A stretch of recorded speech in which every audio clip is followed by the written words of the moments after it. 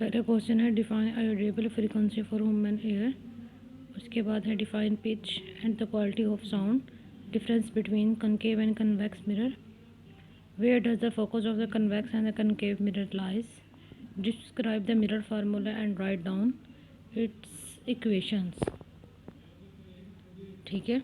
उसके बाद जो है write the formula of the spring constant k is the unit, define the vibration and amplitude, define time period and game relationship with frequency.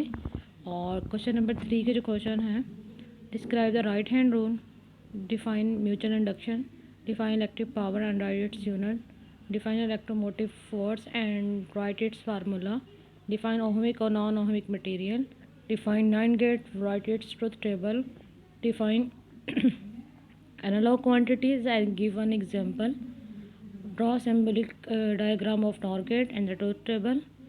और what is electric, give one electric क्या होता है, give one an example, write 2 properties of electric field, define Coulomb's law, write the name of the component of computer based information system, write 2 advantage of transmission of data through optical fibers, define web browser and email, what is the carbon, क्या लिखा हुआ है, carbon dating, सही है।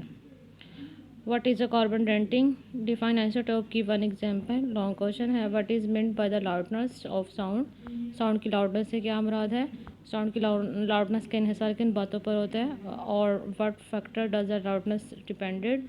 एक capacitor को जब 6 forward की बैटरी से मुकम्मल तौर पर चार्ज किया जाता है तो 0.03 कॉलम चार्ज स्टोर हो जाता है।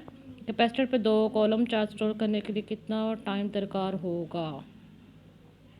ठीक है। और कैपेसिटर हो 0, ये आप देख लेना। Difference between analogue and digital electrons of with example, वो find the focal length mirror form image 5.66 behind the mirror object placed 3.4 centimetre in front of mirror, is the mirror concave of convex, define nuclear transmission, write a general equation of alpha, indicate with one examples।